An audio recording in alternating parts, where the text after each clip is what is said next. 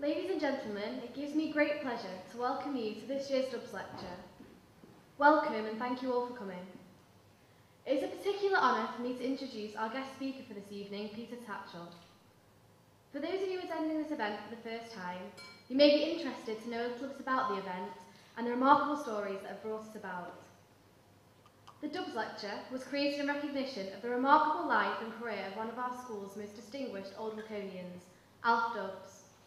He attended Cheadle Hulme School as a boarder between 1946 and 1951, and it was over half a century until he paid us a return visit.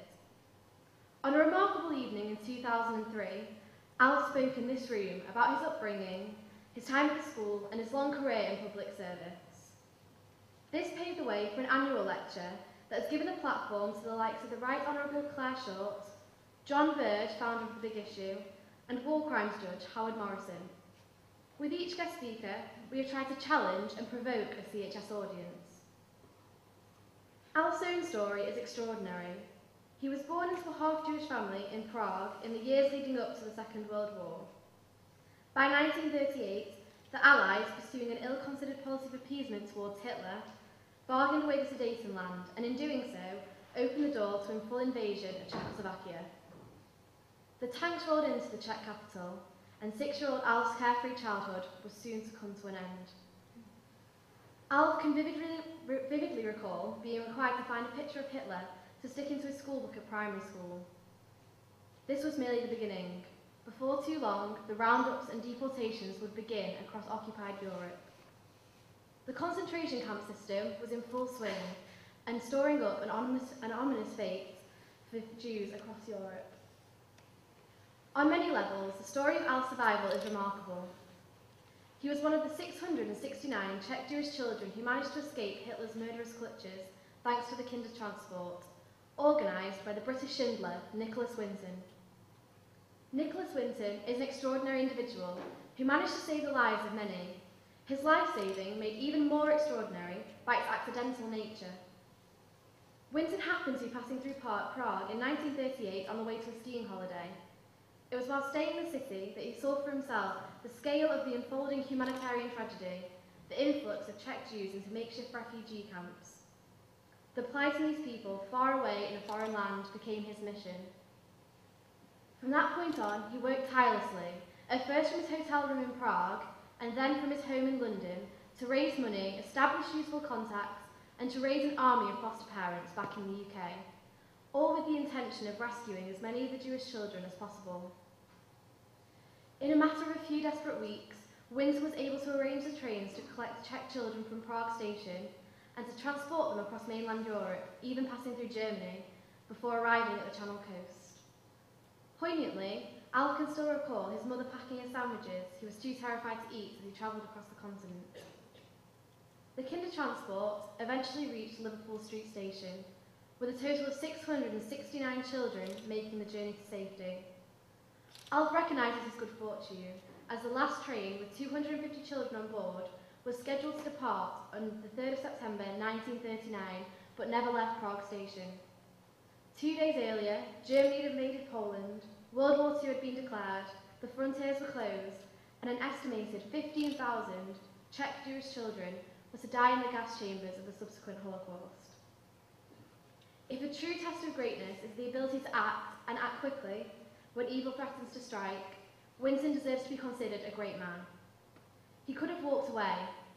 After all, many people did. But many years later, in a typically modest comment, Winton declared it was just something I had to do. And this remarkable story was not recognised until the late 80s, when his wife uncovered the details of her husband's story in some old boxes in the loft. Winton had sought no recognition for his deeds back then, but belatedly, the story had come to light. Eventually, it was picked up by the TV programme That's Life.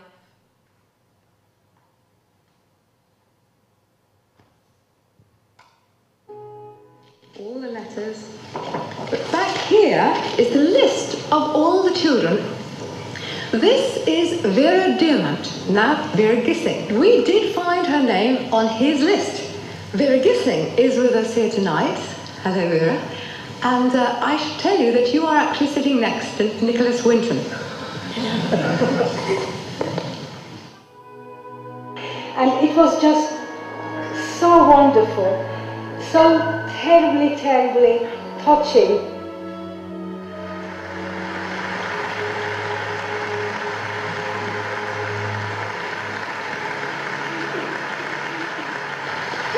Is there anyone in our audience tonight who owes their life to Nicholas Wintram? If so, could you stand up, please?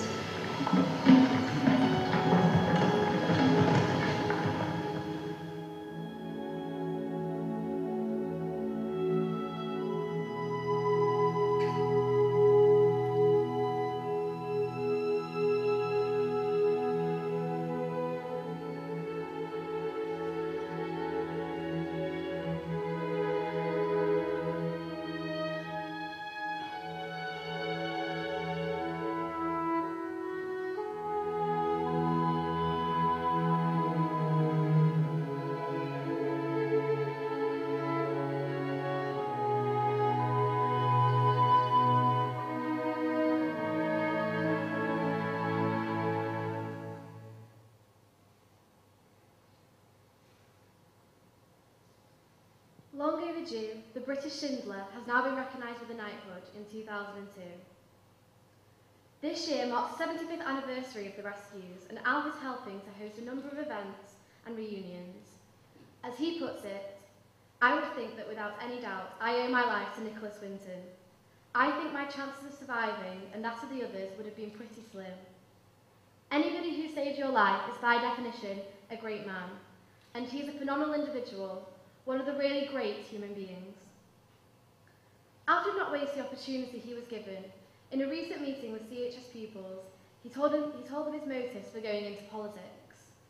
If evil politicians could do such terrible things, then maybe other politicians, good politicians, could make things better. He has devoted his life to serving the public and campaigning for the underprivileged and oppressed.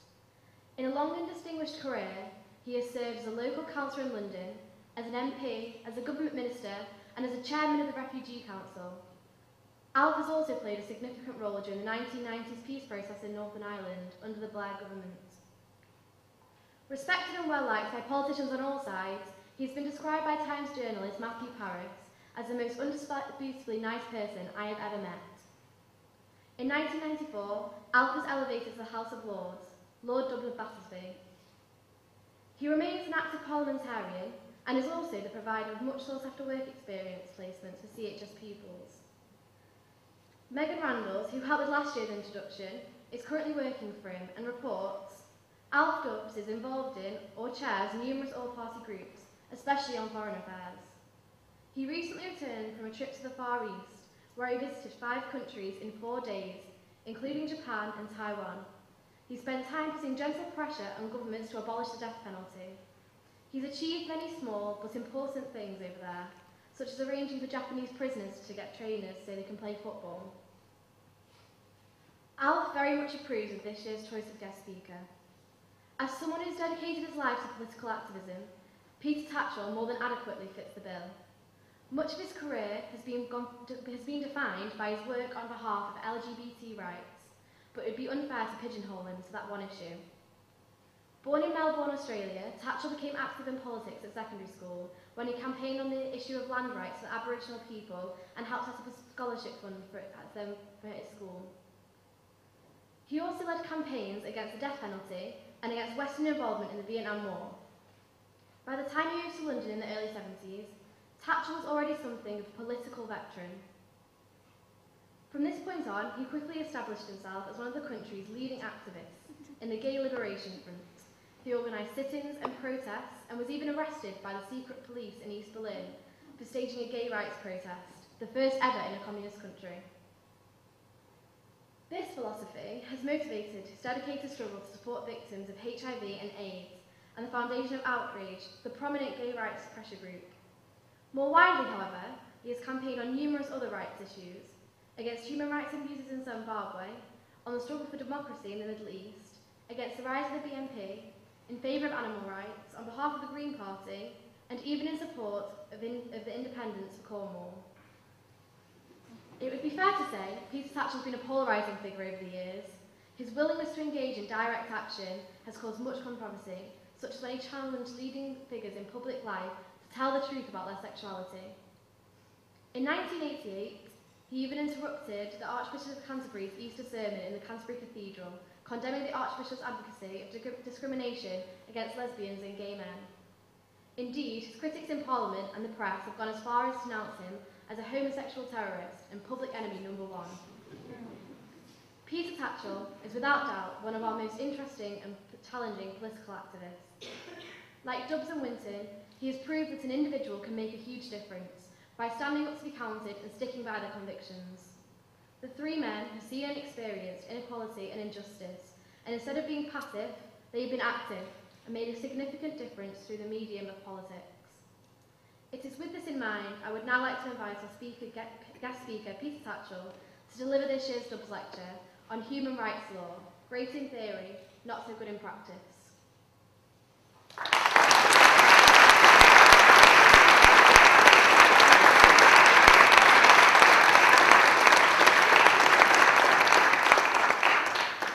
Thank you, Charlotte, for that very generous, warm introduction. Very much appreciated. I'd like to start by paying tribute to Alf Dubs, whose politics was very much influential on me when I stood as a Labour candidate in 1983 in the Bermondsey by-election. I didn't succeed. Alf did and had already. And his work as a tireless campaigner for the poor and the marginalised is an inspiration to me and many others. He has been an outstanding public servant, a true champion of people everywhere who seek equality and justice. So please join with me in paying tribute to Alf Dubs.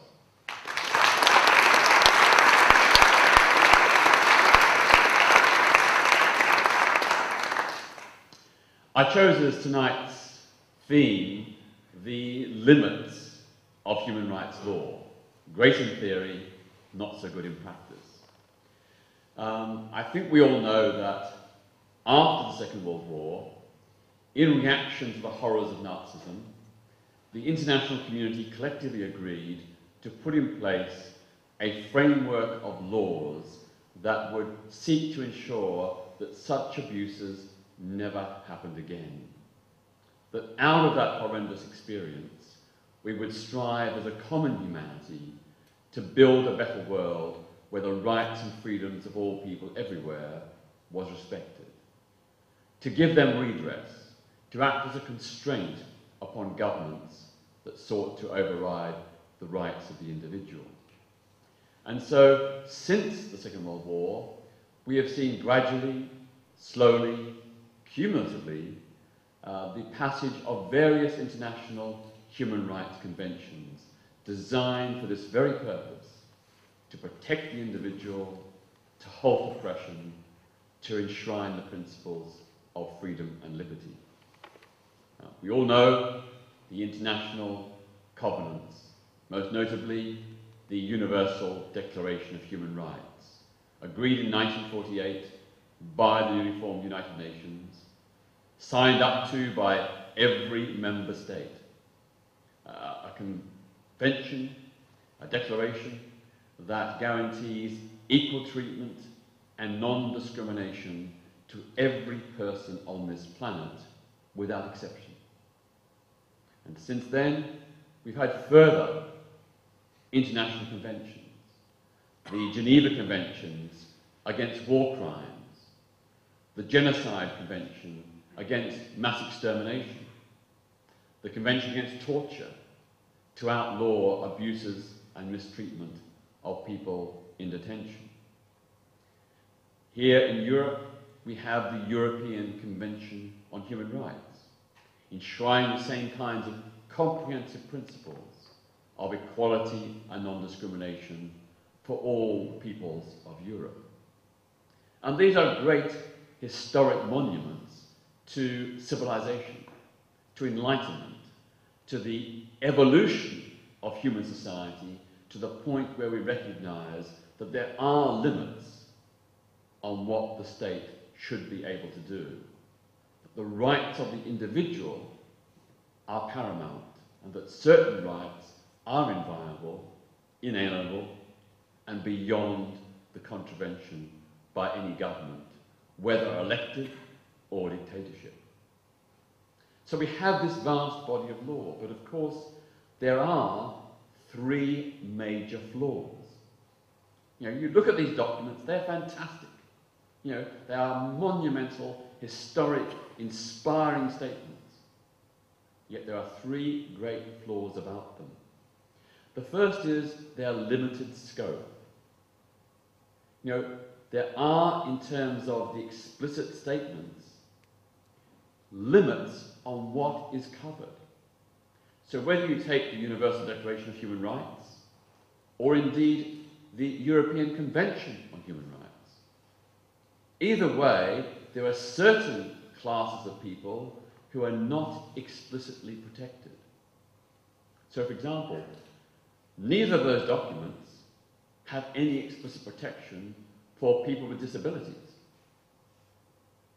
Neither of them have any protection for people who are lesbian, gay, bisexual, or transgender. And looking to the future, neither of these documents have within them any protection against discrimination based on genetic inheritance.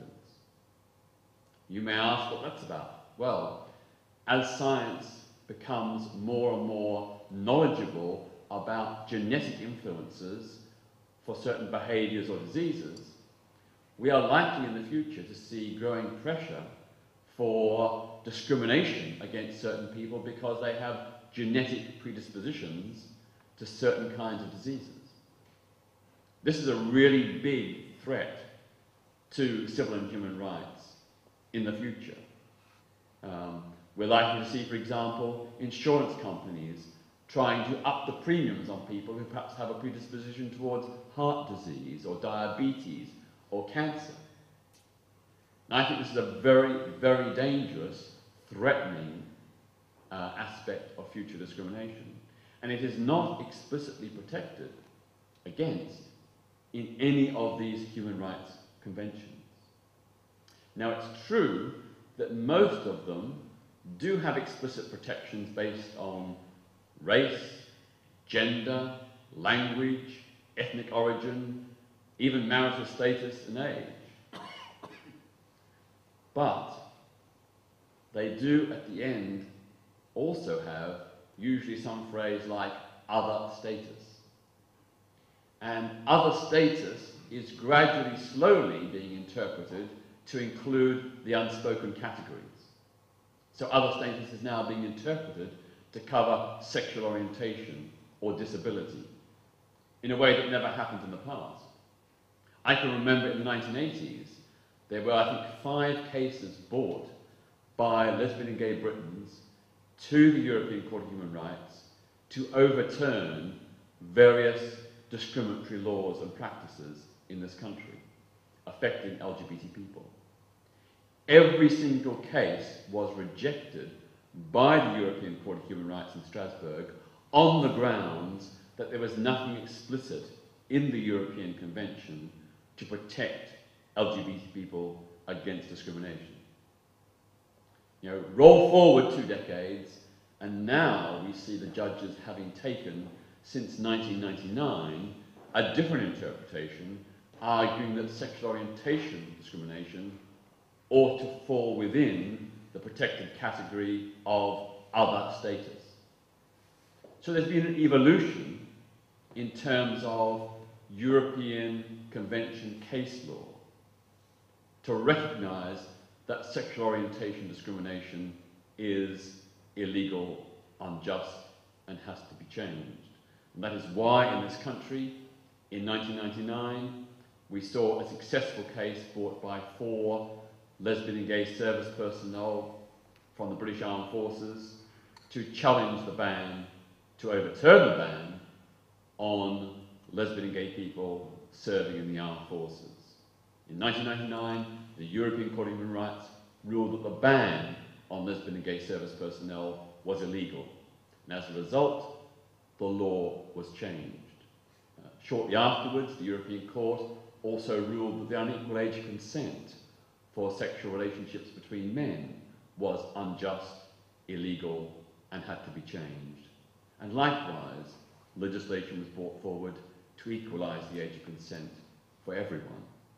So there is an evolution in case law, even though the actual wording of these conventions has not officially been changed. And that's a good thing. But those are flaws in the existing conventions. They are limited in the explicit protections they offer.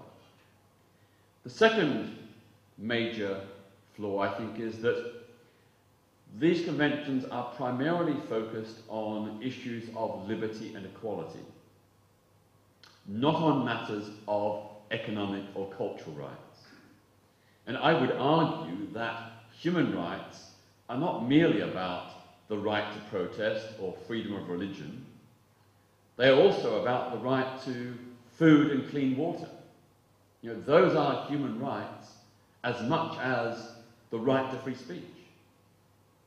And one notable evolution, of course, is in the International Covenant on Economic, Social and Cultural Rights, which has sought, through the United Nations, to widen the concept of human rights beyond these freedom and liberty issues to the issues of economic rights, cultural rights and social rights. The right to shelter, the right to food, the right to education, the right to healthcare. These are human rights, even though they are not always recognised as such. And I think this is another area where the human rights agenda or the human rights conventions need to be more comprehensively and clearly expanded to acknowledge that the rights, these basic matters of life and death in many cases, are as much human rights as the right to protest. I have on the table before me a glass of clean water. I took a drink knowing that it will taste okay and that it won't kill me. But nearly 1 billion people woke up this morning with no safe, clean drinking water.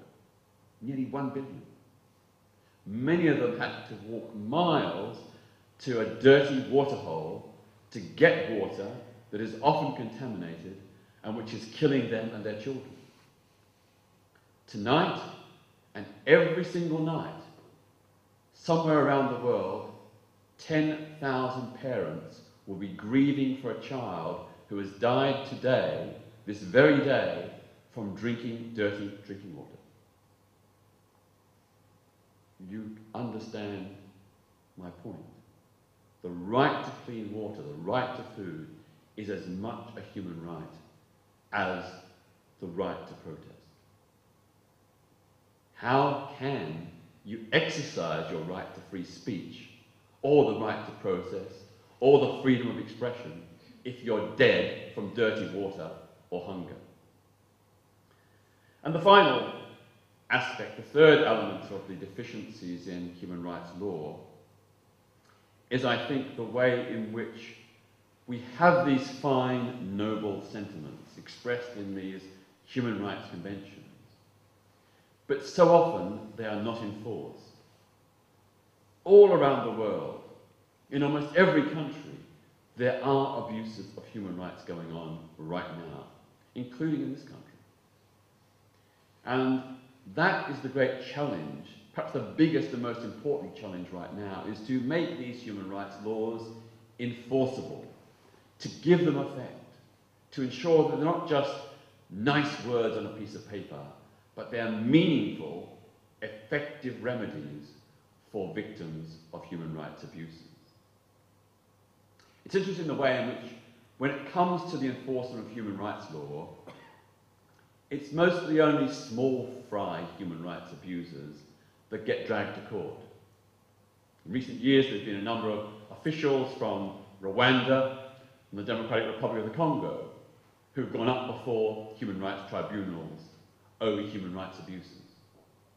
And quite rightly, they did or colluded with terrible acts of terror and killing. But what is disturbing is that the really big abusers of human rights in the world, the big, powerful people, who do some of the worst abuses are never taken before international human rights tribunals. I'm thinking, for example, of President George W. Bush, who presided over the establishment of Guantanamo Bay, a detention center where the rule of law no longer applied and where prisoners have been held, often without charge and certainly without trial, and often even without proper evidence for many, many, many years, and subjected to a regime that is quite clearly dehumanizing, degrading, and against the basic principles of a democratic state. In the United States itself, they would not be able to hold prisoners in those kind of conditions. But they're doing it, still doing it, in Guantanamo Bay today, despite President Obama's promise way back when he was first elected that he would close Guantanamo Bay within a year. We also have seen President George W. Bush introduce the policy of extraordinary rendition, where people are literally kidnapped and taken to third countries where they are tortured in the name of fighting terrorism. People, in many cases, kidnapped and tortured on the flimsiest of evidence, which would never stand up in a British or American court of law. And our own government has colluded with that extraordinary rendition, allowing overflight and facilities for those flights that have taken place. Indeed, we know that in many instances, MI5, our security services, acting in our name, have known about and colluded with the torturers of these people. Now, I'm all in favour of bringing to trial and punishing people where there is evidence that they have been involved in acts of terrorism. I wholly support that. But it must be based upon evidence, not on supposition or circumstance, and not based on torture. Because so often, as we know, torture will produce confessions because the person has been so degraded, has suffered so much, that in the end they will say whatever their interrogators want. It is a very weak and very ineffectual way of getting reliable evidence. Another big human rights abuser, you may demur, but I think that Ariel Sharon's role as leader of the Israeli Defense Force and in his period as Israeli Prime Minister sanctioned a whole series of actions against the people of Palestine which amounted to human rights abuses under international law. But he's not in the dock, just like George W. Bush hasn't been put in the dock. Likewise, Vladimir Putin in Russia. You know, I am no champion of the Chechen militants, but the human rights abuses perpetrated by the Russian state with Vladimir Putin's personal authorization in Chechnya amounted to mass, gross human rights abuses. He's not in the dock. Closer to home, we never saw a trial of James Callaghan or Margaret Thatcher, the two prime ministers of this country who presided over grotesque human rights abuses in the north of Ireland. We all know that Amnesty International, the government's own Compton Committee, and a whole range of human rights organisations declared that Britain was using torture in the north of Ireland. Torture contrary to international law. That was sanctioned at the highest level by those two prime ministers. We pride ourselves on being a democracy. Yet we as a nation, our government, sanctioned the use of torture against people, again, on the flimsiest of evidence. Evidence that would not stand up in a court of law, in many cases. In some cases it might, but in many cases would not, which is why these extraordinary procedures were used. Many will be old enough to remember internment without trial in Northern Ireland, where people on the mere suspicion of Republican sympathies or associations were interred without trial in Long Kesh internment camp. These were human rights abuses, contrary to international law, perpetrated by our government in our name. And no one has ever been held accountable for those actions. So what I'm trying to highlight here is the selective nature of the enforcement of international human rights law. That it really depends on how big and powerful you are, not on the evidence against you or what you may have done. And that really is a serious, major flaw. Many of you will know that I twice attempted a citizen's arrest of President Robert Mugabe of Zimbabwe. That came about because I was approached by human rights defenders in Zimbabwe who asked me to try and do something dramatic, they said, to highlight the human rights abuses happening in our country. In the late 1990s, the press in this country and around the world hardly reported a word about the human rights abuses that were already happening in Zimbabwe, long before the attacks on the white farmers and the seizure of black farms as well. Long before that, there were already human rights abuses happening in Zimbabwe. People were already being arrested and detained without trial, being tortured and occasionally being killed. And no one seemed to give a damn. So I hit on the idea of using international human rights law to try and bring Mugabe to justice. I focused on the United Nations Convention Against Torture, 1984. Under that convention, which is incorporated into British law under Section 134 of the Criminal Justice Act 1988, under that convention, anybody who commits an act of torture anywhere in the world, or who is a state official who condones, acquiesces, or colludes with an act of torture, can be arrested and tried in any signatory state.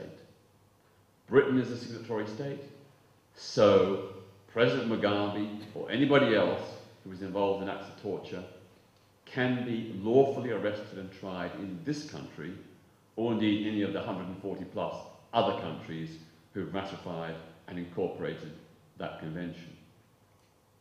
So I got from Amnesty International a dossier on the torture of two journalists, Ray Choto and Mark Chavanduka, two journalists who worked for the Standard newspaper in Harare, who had been arrested in January 1999 and subjected to grotesque tortures by military interrogators. And I found the evidence that President Mugabe had gone on record publicly as saying more or less that these men got what they deserved. They got off lightly, but he implied they should have suffered even worse torture. And in terms of the statute, quite clearly, that was a reliable, responsible, and effective basis for him to be charged and prosecuted. And then I decided to use the power of citizen's arrest. As we all know, under British law and the law of many countries, a private citizen has the right to arrest someone, anyone, if they have good evidence to believe that person has committed a crime. So I had the evidence that President Mugabe had colluded and acquiesced in the torture of these two black journalists in Zimbabwe. I had the dossier, had all the information.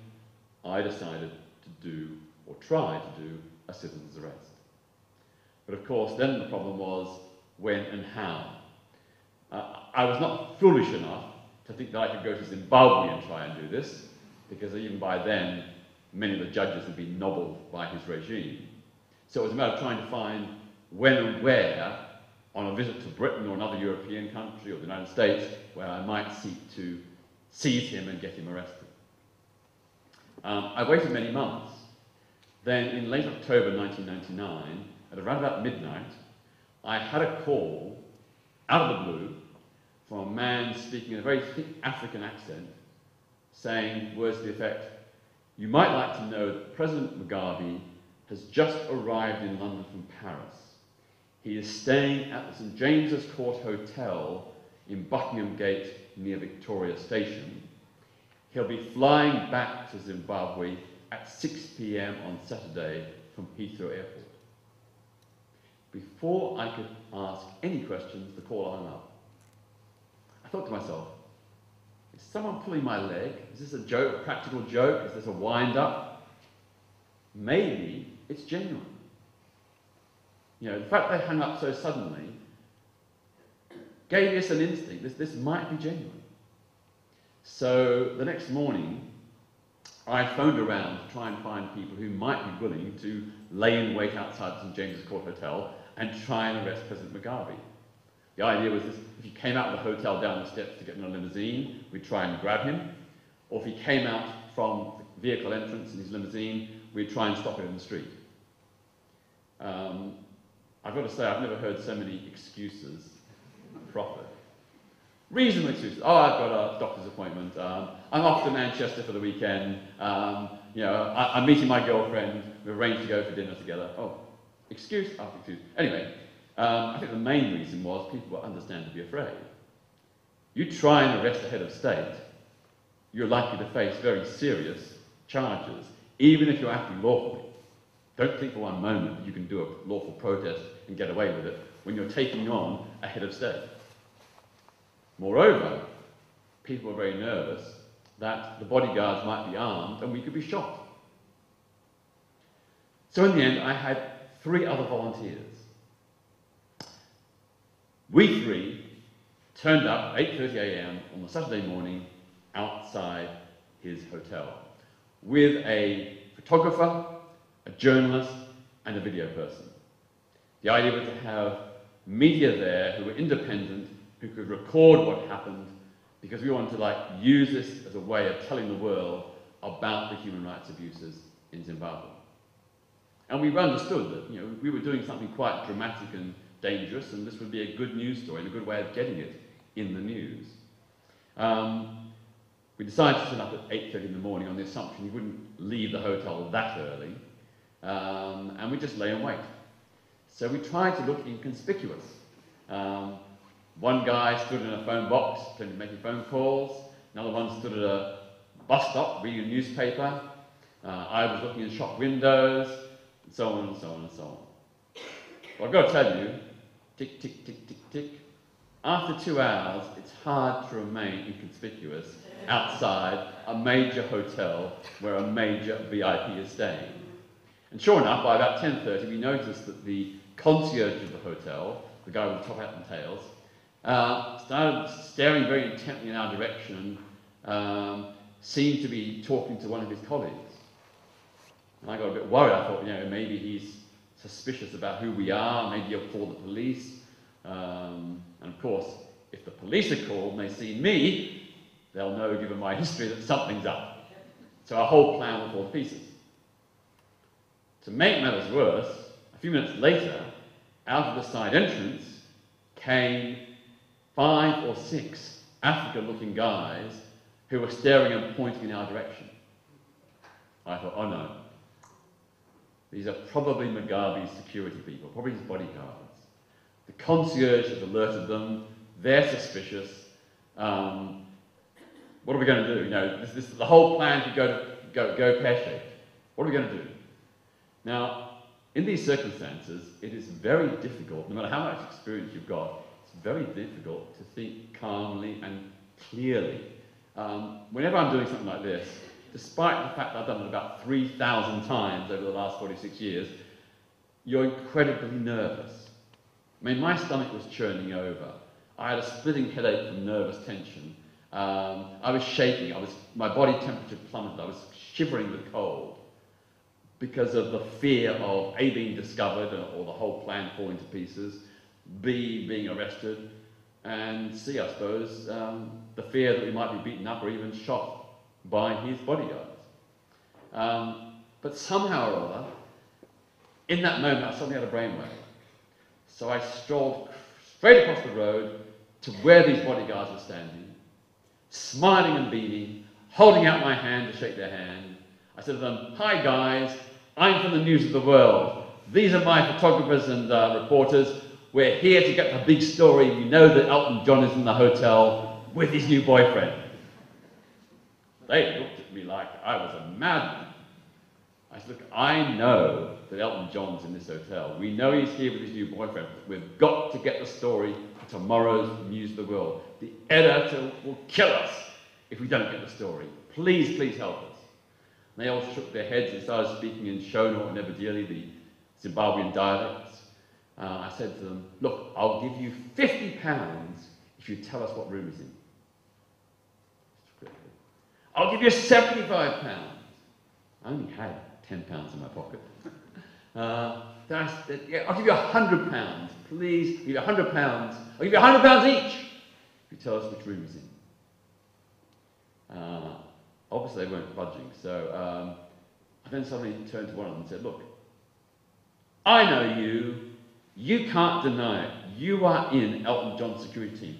I saw you 3 months ago at his Wembley concert. You can't deny it. I saw you. Don't try and deny it. I know you're part of Elton's security team. You know, they started talking in Nebdili or Shona and all started bursting out laughing. Then they just walked off. And I thought to myself, I think I might have convinced them.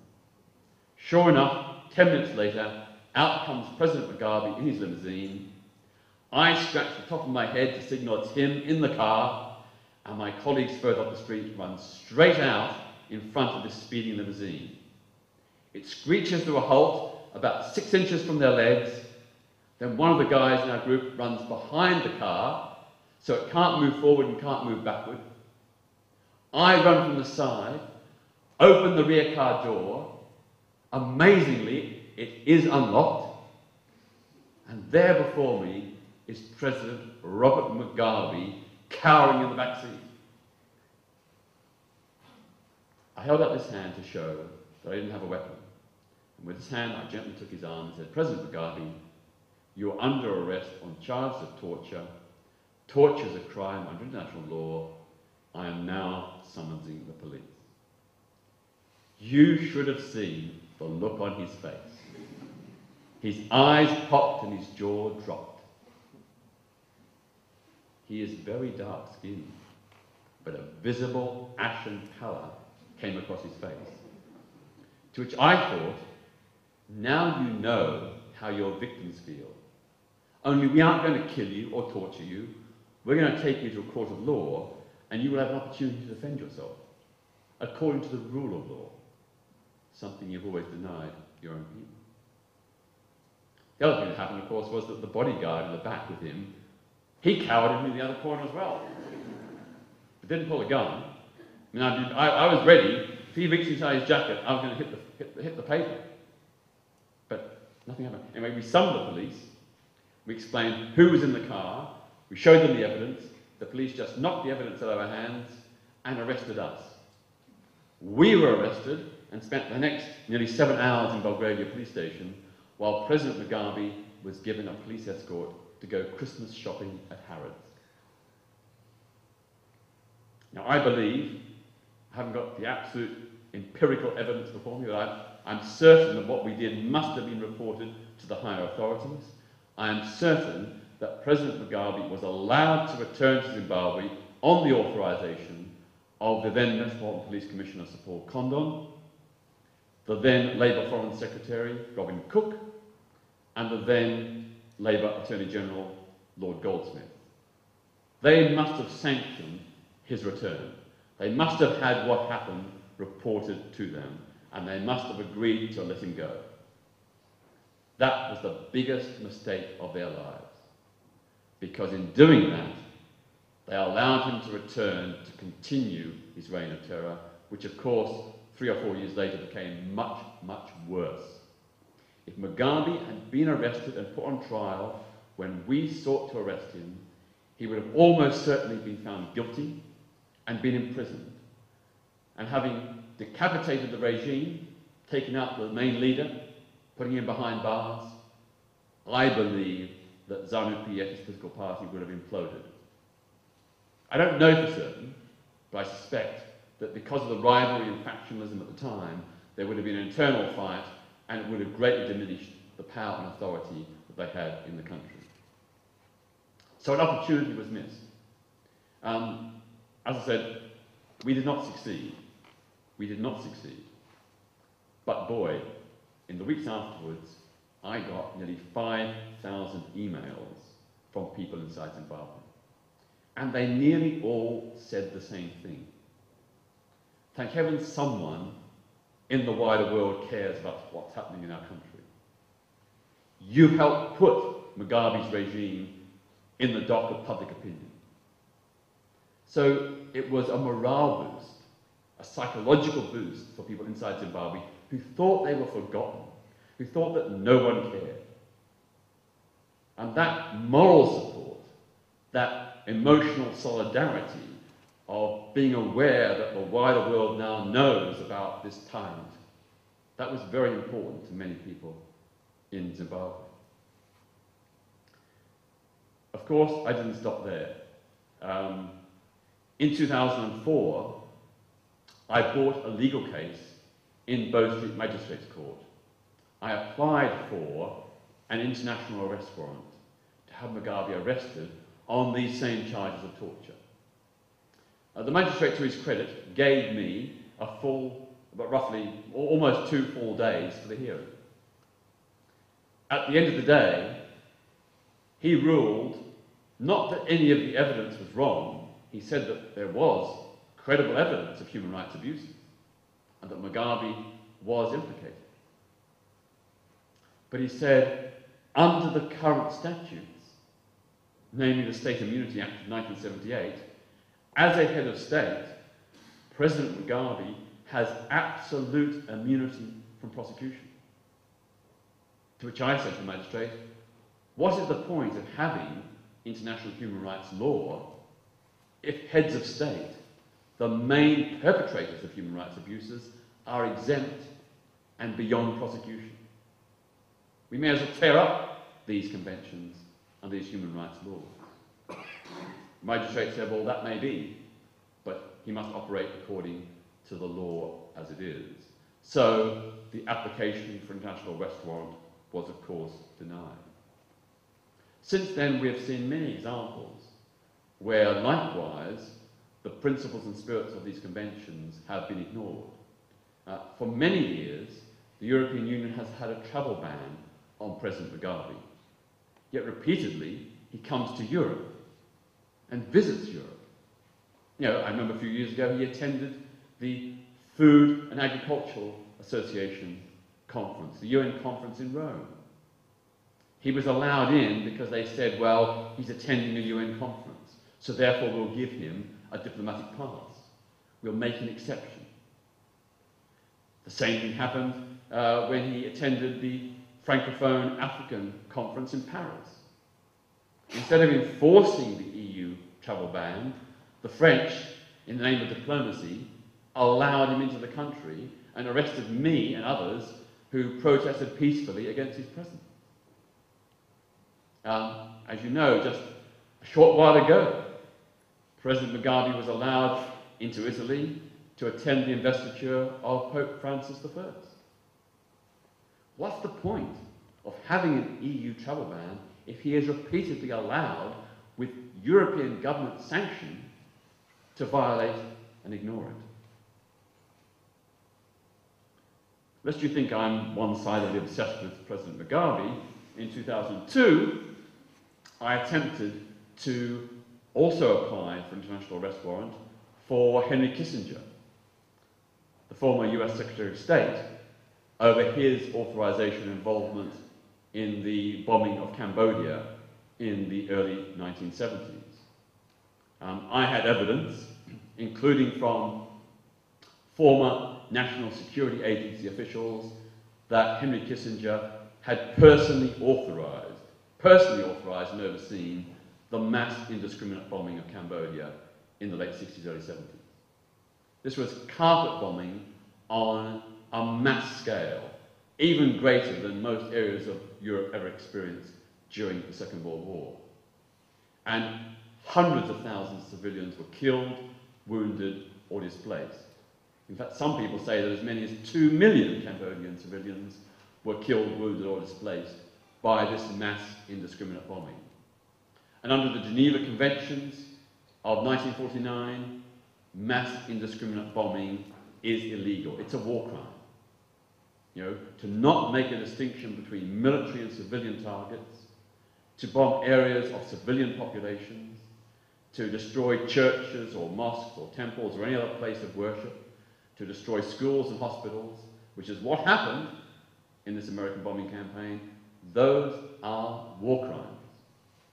So I made the argument that Henry Kissinger should be indicted and an international arrest warrant issued for him. Again, to the credit of the magistrate, I was given a couple of days hearing. Once again, the magistrate did not dispute the evidence. Did not dispute the evidence. Towards the end, he said to me, "Mr. Tatchell, I've listened very carefully. You've made a very persuasive case. But are you really suggesting that I should issue an international arrest warrant which would mean that the former US Secretary of State could be arrested and placed in Pentonville prison?" To which I responded, being somewhat prepared, I said, "No, sir. Someone of his stature deserves something far more subtle and better.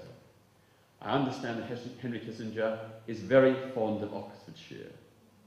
I have here a list of estate agents with properties for rent in Oxfordshire, and I would suggest that he be detained under house arrest at a residence of his choosing."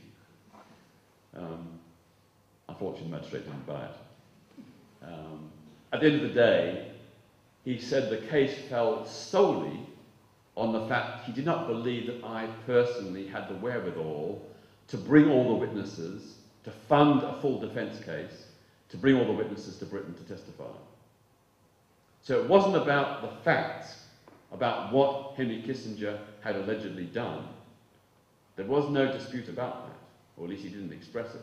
It was simply about whether I had the capacity. So I lost that case as well, but I tried. There are so many other examples of human rights abuses around the world that go unpunished. There is no prosecution of Pakistan for the annexation of Balochistan in 1948. There's no prosecution of Indonesia for the annexation of West Papua in 1969. The Sudanese leader, Omar al-Bashir, stands accused with a massive evidence that he perpetrated terrible, terrible war crimes and genocides in Darfur a decade or so ago. Yet he has never been put in the dock. This issue of heads of state immunity is an interesting one. The idea that heads of state are immune from prosecution by convention, and in our case, as a result of the 1978 State Immunity Act. In both the Mugabe case and others, I have argued that the tradition of head of state immunity is in fact not founded on principles or practice of law. I argued, in the case of President Mugabe, for example, that ever since the Nuremberg Tribunal, it was ruled that high government officials do not have immunity from prosecution when it comes to war crimes or crimes against humanity, such as torture and extrajudicial killings. That principle was established at Nuremberg and was applied in the trial of leaders of the Nazi regime. So that was the first major precedent. Since then, there have been many others.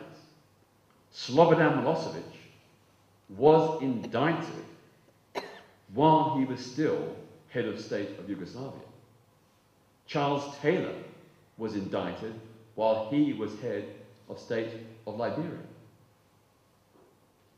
Clear precedents for putting heads of state on trial for war crimes and crimes against humanity.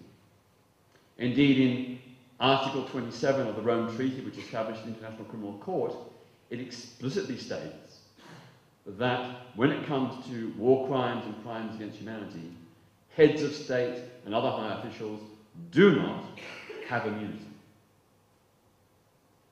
So you've got to ask yourself, if this is true, if these precedents are there, and if the International Criminal Court itself has ruled there is no immunity for these crimes, why has there not been an International Criminal Court arrest warrant issued for President Assad of Syria. The world is criticizing his regime. The world acknowledges the human rights abuses, the war crimes, the crimes against humanity, the indiscriminate bombing of civilian areas. Why has the International Criminal Court not issued an international arrest warrant for President Assad? That would seem an elementary, simple, obvious thing to do. Even if there was difficulty in enforcing it, which it would be difficult to enforce, the symbolic importance of issuing that warrant would be very, very significant. It would signal to not only President Assad, but to other tyrants and torturers around the world that the International Court means business. That the International Criminal Court intends to enforce the laws that it is obligated and safeguarded to protect and activate. Why aren't we having UN peacekeepers go into Syria? Why hasn't the UN established safe havens? Why hasn't the UN established no-fly zones? Of course, largely because two particular members of the Security Council don't want it and won't assent to it. So why hasn't the General Assembly convened to vote on this issue? And even if it doesn't have the authority to activate all these things, to signal a willingness to do these acts strikes me as the obvious way to go. I don't know whether the General Assembly would vote by a majority to institute UN peacekeepers, safe havens, and no-fly zones, but I suspect there's a chance it might. And even if only a sizable minority of countries voted that way, it would be a very symbolic, important gesture. It would signal to those who abuse human rights that gradually, slowly, the world is waking up and no longer is it prepared to look the other way while these abuses happen. That the world wants action. Now, at the end of the day, I do not support Western intervention. I think that the experience in Iraq and Afghanistan has been deeply flawed. But I also think that if there is a proposed action short of Western intervention, which has the sanction of the International Criminal Court, for example, the issuing of international arrest warrant, then the execution of that warrant is something that I would agree with and approve. Now you may say, how on earth is anyone going to execute an international arrest warrant on President Assad? He's not going to leave the country precisely because he fears such arrest. Well, I would say it may not be easy, it may be very difficult and fraught, but I would have a snatch squad go into Syria to seize him and take him to The Hague. It's not impossible, it's very difficult but not impossible. You know, the Israeli raid on Entebbe, you know, the other examples of SAS rescue missions. In very difficult circumstances, these raids have sometimes been spectacularly successful. The raid to get Osama bin Laden. Very fraught, very difficult, but it succeeded. Whether you agree with a particular outcome or not, it succeeded. Why not do the same with President Assad? Not on the basis that the UK or Britain does it off their own bat. I would never support that. But if it has the sanction of the International Criminal Court and there is an arrest warrant, then I would believe that any country has the right, indeed the duty, to do anything in their power to execute that arrest warrant, not only against Mr. Assad, but against other tyrants and human rights abusers as well. To conclude, as to the future, we need to really think about this issue, about issuing and actioning international arrest warrants against human rights abusers. Even if we can't make them stick, even if we can't make them effective in terms of actually securing the arrest, the symbolic importance is hugely important and should not be underestimated. because it sends a signal to tyrants and torturers everywhere that the world is gunning for you, that these human rights conventions mean something, and the world is attempting, at least, to try and give them force. I think it might make some think twice. I think it might make them perhaps hold back from some of their worst excesses if they think that one day there could be an international arrest warrant against them and that they might end up in the dock. But overall, I think we also need a new international United Nations Human Rights Convention, a comprehensive convention that would be enforceable not just in the International Criminal Court or in The Hague, but indeed in the national courts of any member state, so that anybody from anywhere who commits a human rights abuse can be tried in the national courts or the international courts. So once again, so the space of operation of tyrants and torturers is closed down and narrowed. I think we also probably need a permanent UN enforcement agency with peacekeeping and perhaps even in exceptional circumstances, military powers to protect victims of human rights abuses. Again, I would never favour a unilateral Western intervention, but with the support and authority of the United Nations, based clearly on international humanitarian law, I think that is acceptable in certain circumstances. But above all, we need to create a public consciousness and a global demand across borders that human rights are universal, and that because we are committed to a common humanity, we will stand with all the victims of abuse everywhere in the world, wherever they are, and that we will seek to use international human rights law and international courts and institutions to bring the perpetrators to justice. That the culture of impunity, the idea that heads of state and other high government officials can get away with human rights abuses, we need to end that mentality. We need to send the signal from the people of the world that human rights abuses must end. That every person on this planet has a right to be protected and defended in their human rights. Thank you.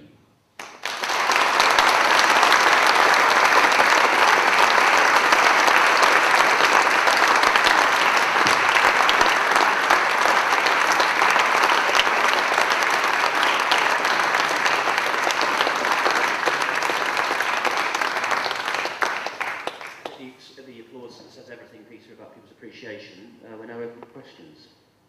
I'd like to ask those questions. Sir? Is it stretching imagination to arrest Tony Blair for the war crimes in Iraq? Did everybody hear that on the back? It's a good test. The question is, should we be arresting Tony Blair for the invasion of Iraq? Well, I'm a believer of the principle that no one should be immune from prosecution when it comes to war crimes or crimes against humanity. And that would include George W. Bush and Tony Blair. The question is to establish with certainty what he knew and what he personally authorised. But certainly, we know, since the war itself, it has come out there have been a succession of Iraqi civilians and suspects who have been killed in British military custody. Killed and tortured. And those crimes which have been established, certainly the perpetrators need to be brought to justice. Whether they were the individual soldiers or higher-ups in the military command structure, whether they were political leaders in London, that needs to be established.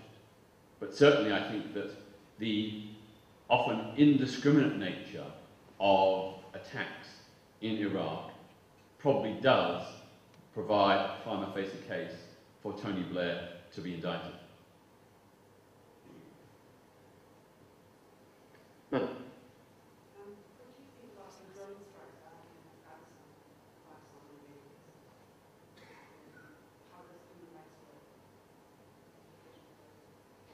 Drone strikes in Afghanistan, the question is. Well, Afghanistan and Pakistan.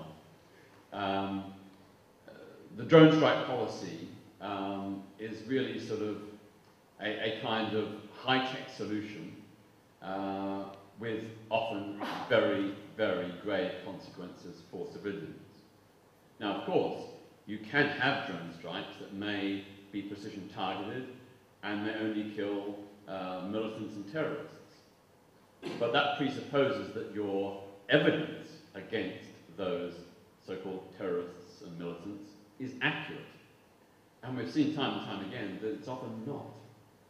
That perhaps a site where militants or terrorists were has been located by them, and the drone strikes that have gone in have ended up killing entirely innocent civilians.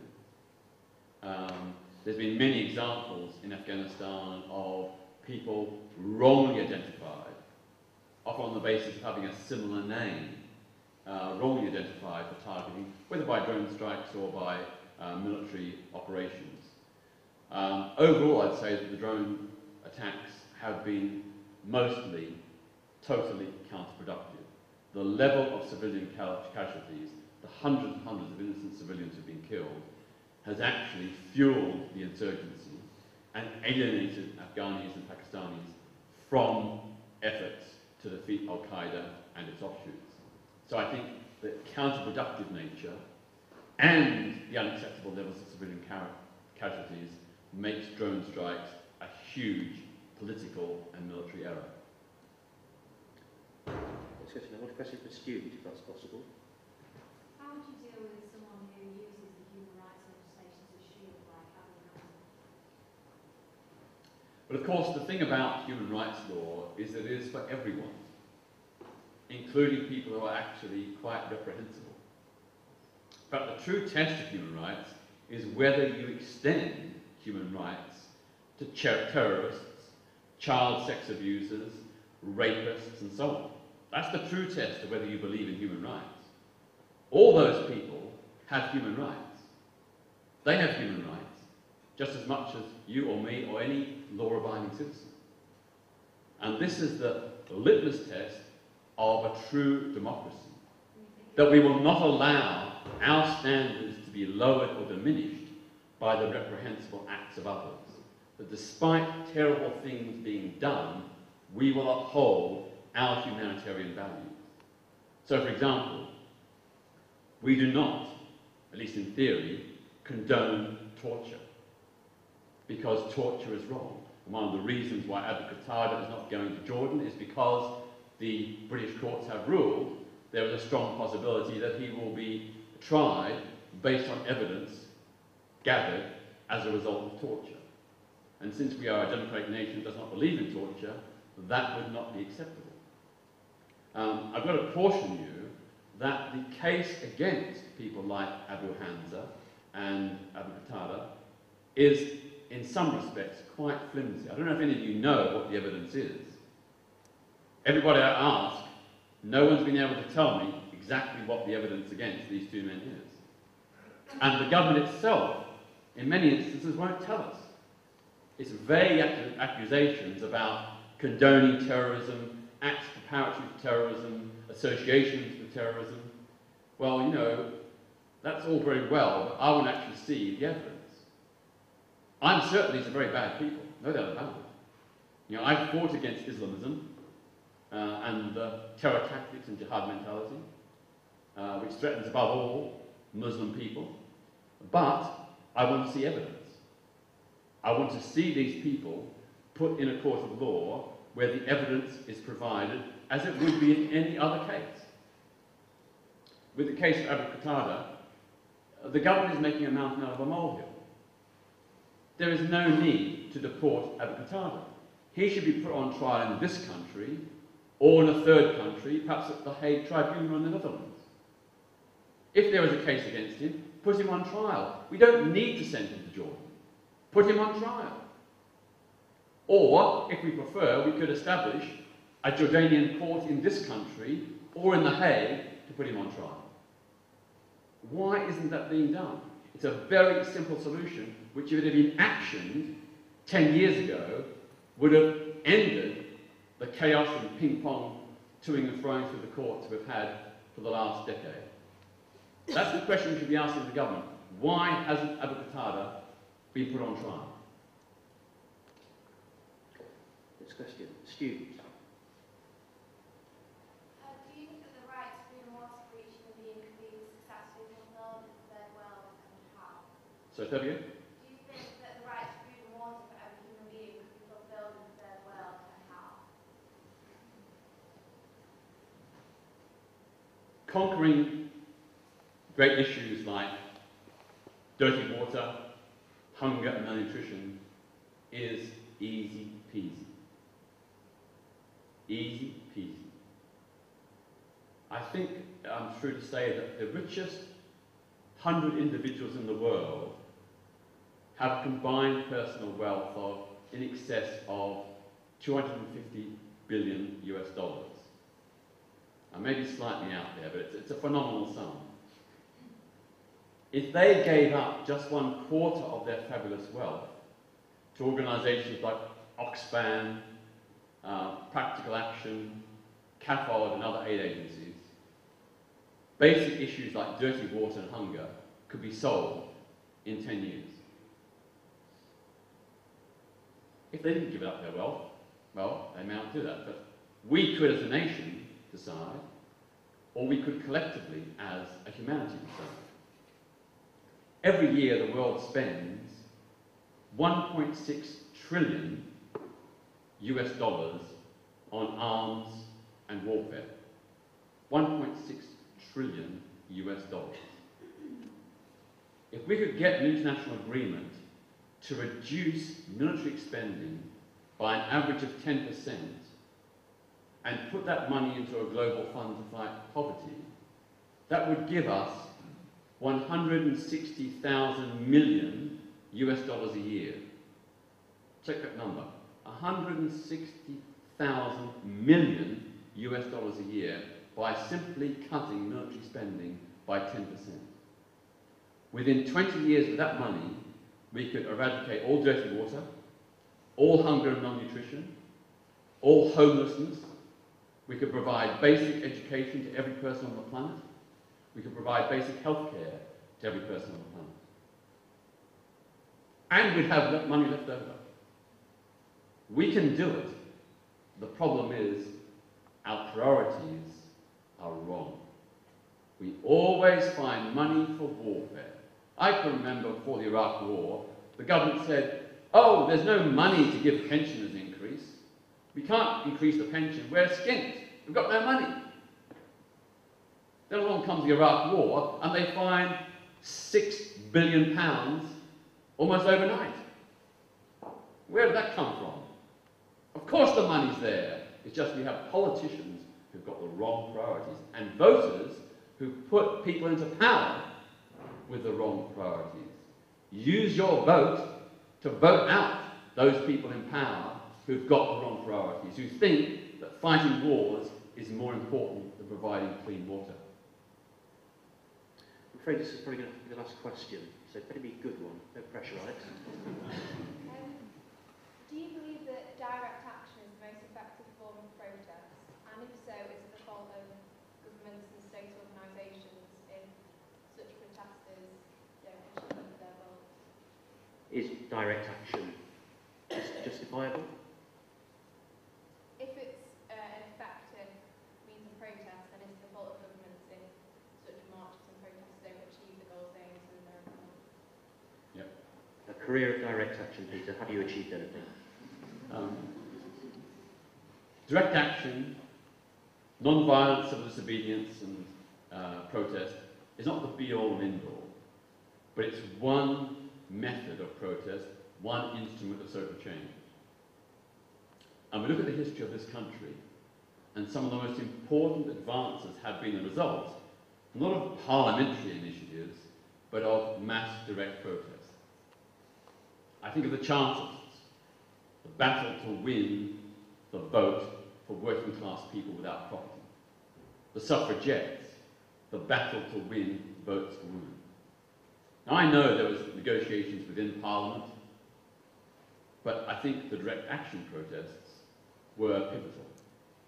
Looking at other places further afield, India, Gandhi's protest of non-violent resistance, refusing to pay taxes and rents, refusing to buy British goods, the salt marches, those protests, completely peaceful, but direct action by millions of people, forced to its knees the British Empire, which was at that time the greatest military superpower in history. And as Gandhi said, we did not harm the hair on a single soldier's head. We did it peacefully. We won our independence through peaceful, non-violent direct action. Look again at the Black Civil Rights movement in the United States with Martin Luther King. An entirely peaceful protest movement that succeeded where the lobbying of Congress and the President had failed. Successive black leaders have tried to persuade Congress, they had lobbied successive presidents, but had not won progress in ending segregation and securing voter rights. But by mass, peaceful violations of those segregation laws, eventually the United States had to change. Unless we think this is all history or far away, we must never forget the most noble, extraordinary achievement of recent British history was direct action. Margaret Thatcher introduced the poll tax, which made a millionaire pay the same as a low-wage office worker. The people didn't like it. The people saw the injustice. And millions of British people either refused to pay the poll tax or delayed their payments, therefore making the system unworkable. And then hundreds of thousands marched peacefully in the streets to demand change. Mrs. Thatcher said that policy was not negotiable. But the British people in their millions decided this was an injustice too far. And because of their collective action, we forced her government to change its policy and ultimately brought down her as Prime Minister. Whatever you think about that protest, it was incredibly effective. And I think that there was a place for quiet lobbying. You know, I would much prefer to sit down with the Prime Minister, the Archbishop of Canterbury, or whoever, and negotiate justice, peace, and equality. But when that's not possible, when the people in power refuse to listen to reason, when they show no compassion, I think we have a moral duty to resist and protest. Protest is the lifeblood of democracy. There's no protest in North Korea. They don't allow that. And that's why that regime is imploding, and it's why that regime is so tyrannical. We ought to be mighty proud of the fact that, for the most part, with some flaws and imperfections, we do allow protest. And that is the strength of our democracy, because democracy is not just about voting once every 5 years in a ritual election. It's about a constant process of the people holding their government to account through lobbying, letter writing, protesting, the whole range of things that people do to make their voices heard. Governments need to be held to account. That is the lifeblood of democracy, and protest is part of it. So there you heard it, ladies and gentlemen. Gandhi, Martin Luther King and Margaret Thatcher all in the final analysis. Very rarely the three being put together. Can I just say one last thing? If any of you are interested in my human rights campaigns, please go to my website. I've got my Peter Tatchell Foundation website, which is relatively new, or my more long-standing petertatchell.net website, my personal website, petertatchell.net. On it, it's got a vast range of news releases, speeches, articles, on a whole range of issues concerning social justice, global justice, human rights and equality. I think you'll find it quite interesting, and you'll probably discover lots of things you never knew. And if you're interested, you're most welcome to subscribe. Just click on the subscribe button, it's free, and then you can receive the weekly email updates about different issues. And you might find issues that really concern you, and you might want to get involved.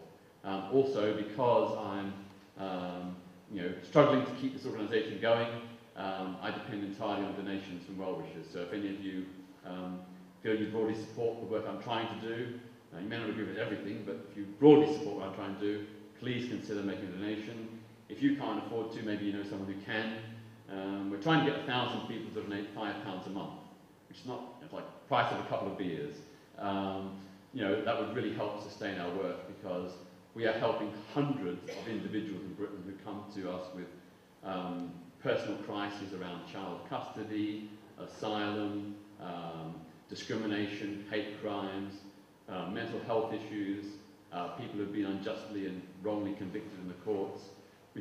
We help them all, in addition to all the campaigns we do for free speech and the right to protest in this country, and the international humanitarian work as well. So please think about it and spread the word. But it's been a great honour speaking with you today. I've been very grateful to be able to deliver this lecture in the name of Elf Doves. I just leave you with one final thought. My motto is, don't accept the world as it is. Dream of what the world could be, and then help make it happen. Thank you.